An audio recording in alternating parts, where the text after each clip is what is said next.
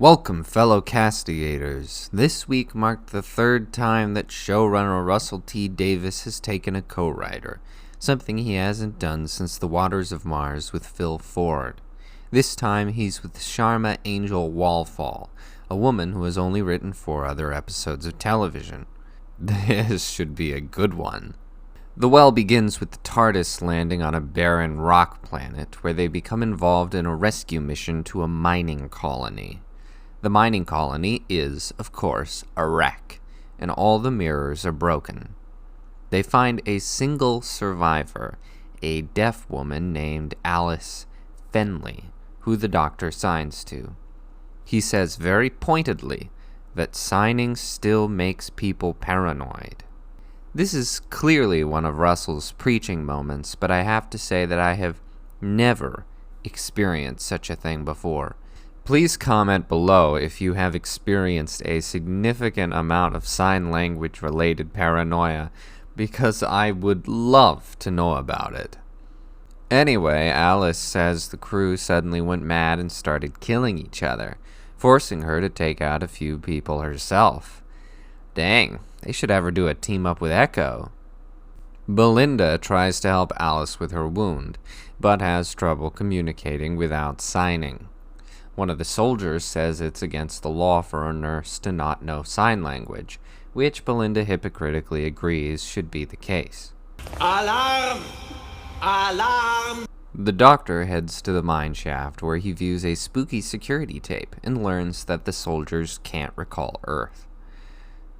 The soldiers reveal that this was once a diamond mine, and therefore this episode is unfortunately a sequel to Series 4's Midnight. Belinda slightly sees a monster behind Alice, but every time someone goes behind Alice to investigate, they die. The doctor says that if Alice is a clock, then you die at midnight.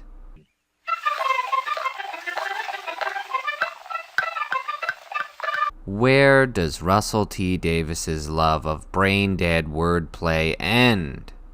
What is the in-universe explanation for this line anyway?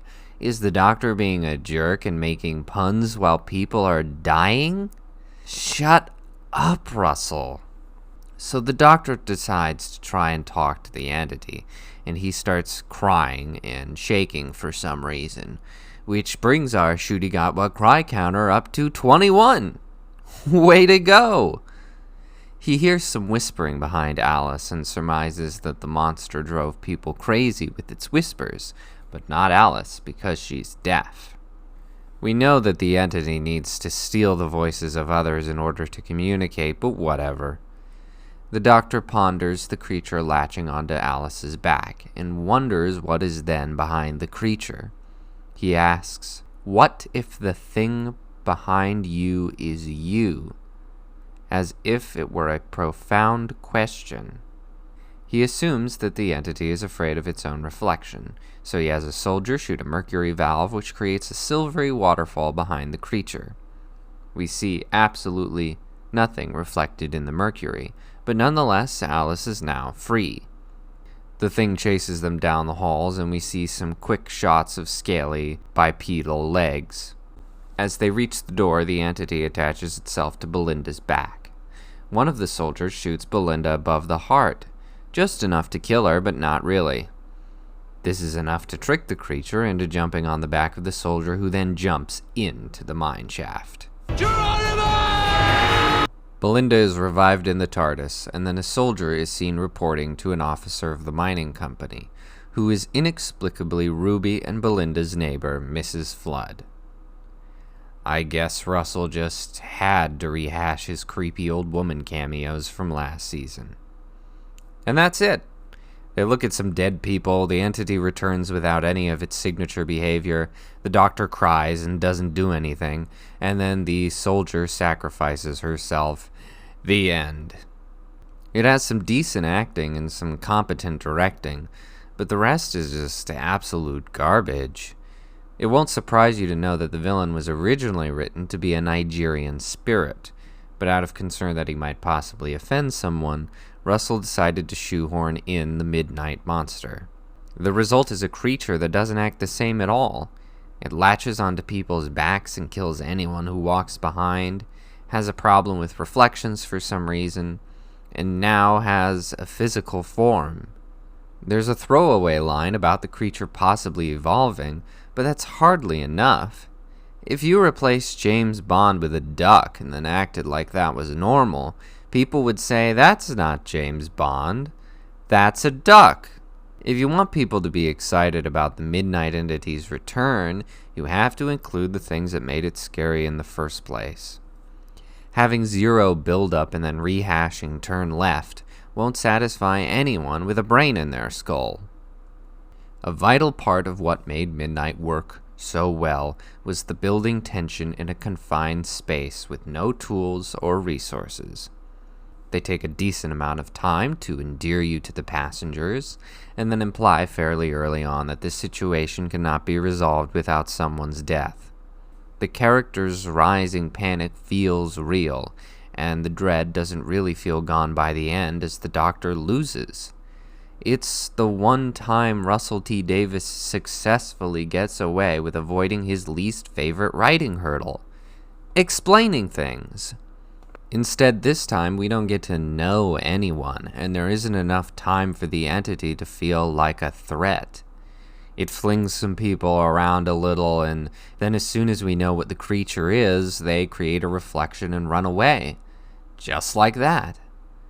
There's a small scene near the end where they don't know who the entity has attached itself to, but they quickly learn it's Belinda because she can hear whispering. That would have been a great concept to introduce early on, to have the characters quickly shifting blame on each other as they wonder who is truly infected. It's a classic setup, and would have been a logical step in the entity's evolution. If it can possess bodies and learn from others, eventually it would get good at imitation. Instead, RTD and Shawarma Angel-Walfal would rather preach about how deaf people are treated, and then meander around long enough that there's only 10 minutes left to introduce the monster and solve the plot. It's incredible that Russell has fallen so far that he can't even analyze what made his work so good in the first place. This story should have been a slam dunk, but it's just some cobbled bits of story that's been forced into being a hugely inferior sequel to Midnight. Think of all the fantastic Doctor Who lore and villains that Russell has deliberately kept out of his new series, just to drag up a low-budget bottle episode.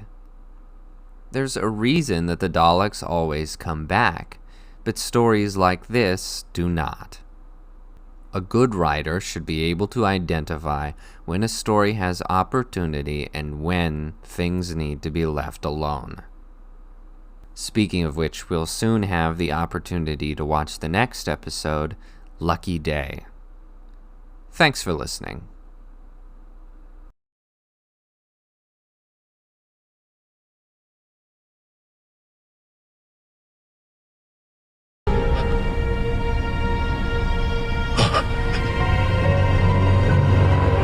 It's behind you. No.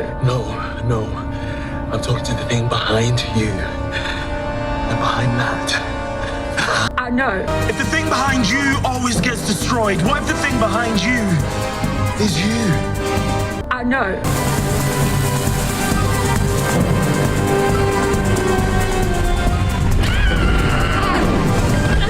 No.